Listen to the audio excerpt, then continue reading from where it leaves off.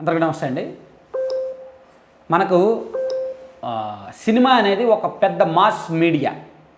Social media కానీ, లేదా electronic media కానీ, ప్రింట్ మీడియా కానీ, డిజిటల్ మీడియా కానీ ఎలాగైతే ఉందో, సినిమా అనేది అన్నిటికంటే పెద్ద మాస్ కమ్యూనికేషన్ వ్యవస్థ. మనం ఏదైనా సందేశాన్ని ఇవ్వాలనుకుంటున్నప్పుడు, సమాచారాన్ని చెప్పాలనుకుంటున్నప్పుడు, ఏదైనా ప్రకటనలు ఇవ్వాలనుకుంటున్నప్పుడు, ఇంకేం చేయాలనుకుంటున్నప్పుడు సినిమా ద్వారానే మ్యాక్సిమం వెళ్తారు.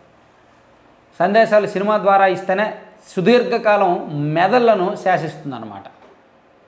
వాళ్ళ మైండ్లో నిలిచిపోద్ది. సినిమా సన్నివేశం ద్వారా ఎక్స్ప్లెయిన్ చేస్తే, ఒక నాటకీయం ద్వారా, ఒక డ్రామా ద్వారా, ఒక సన్నివేశం ద్వారా ఇవ్వాల్సిన సందేశాన్ని కానీ, ఇవ్వాల్సిన మెసేజ్ని కానీ సినిమా రూపంలో చెప్తే సాధారణ వాళ్ళకు కూడా అర్థమవుద్దనేది నమ్మకం. సో సినిమాను రాజకీయంగా వాడుకోవడానికి వైసీపీ ఎప్పుడూ వెనకడుగు వేయదు. సో పైగా ఇప్పుడు అధికారంలో ఉన్నారు కాబట్టి వాళ్ళు కొన్ని సినిమాలను నెత్తిన పెట్టుకొని, కొన్ని సినిమాలను ప్రొడ్యూస్ చేసి, కొన్ని సినిమాలకు స్టోరీ కూడా వైసీపీ ఆఫీస్లోనే తయారు చేసి ఇచ్చి ప్రజల మీదకు రుద్దాలని చూస్తున్నారు. సో ఎన్నికల కోడ్ వచ్చేలోగా యాత్ర 2 అండ్ వ్యూహం ఈ 2 సినిమాలను వదలాలనేది YCP plan, YCP target. Already Vyuham సినిమాకు బ్రేకులు పడ్డాయి.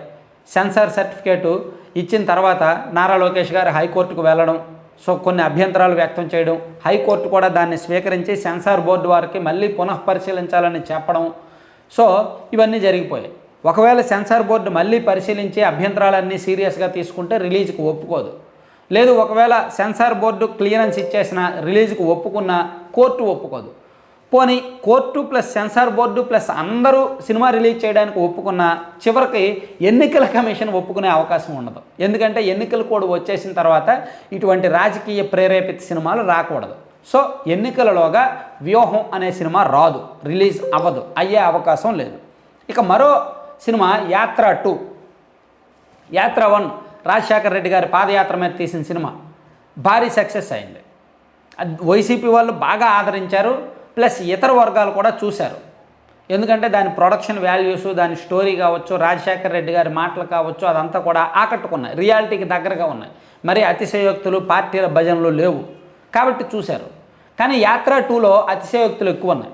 పూర్తిగా ఏకపక్షంగా సినిమా ఉంది, పూర్తిగా వైసీపీని ప్రమోట్ చేసే విధంగా ఉంది, జగన్మోహన్ రెడ్డి గారిని ప్రమోట్ చేసే విధంగా ఉంది. సో అందుకే ఈ యాత్ర 2 మీద కూడా టీడీపీ వాళ్ళకు కన్నుపడింది. ఈ సినిమా రిలీజ్ అయితే టీడీపీకి నష్టం అనేది టీడీపీ భావిస్తోంది. అందులో వచ్చిన ట్రైలర్ కానీ, కొన్ని ముక్కలు కానీ అదే సందేశాన్ని ఇస్తున్నాయి. సో ఇప్పుడు యాత్ర 2 రిలీజ్ కూడా ఆపేయాలని ఆల్రెడీ నిర్మాత నట్టి కుమార్ గారు సిబిఎస్ఈ అది సెన్సార్ బోర్డును ఆశ్రయించారు. అలాగే కేంద్ర ఎన్నికల సంఘానికి కూడా ఫిర్యాదు చేస్తున్నారు.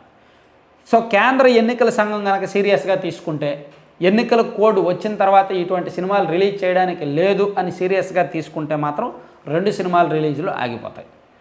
తర్వాత ఎన్నికల తర్వాత ఎప్పుడో రిలీజ్ చేసుకుంటారు.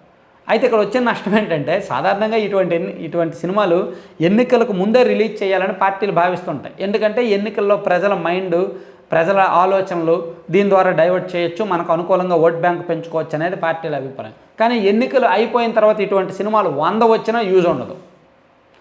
సో అందుకే మ్యాక్సిమం ఈ 2 సినిమాలు రిలీజ్ అవ్వకుండా ఉండాలనేది టీడీపీ ఆలోచన, టీడీపీ వాదన. దానికి తగ్గట్టే వాళ్ళు అంతర్గత ప్రయత్నాలు, రకరకాల ప్రయత్నాలు, ఫిర్యాదులు అవన్నీ చేస్తున్నారన్నమాట.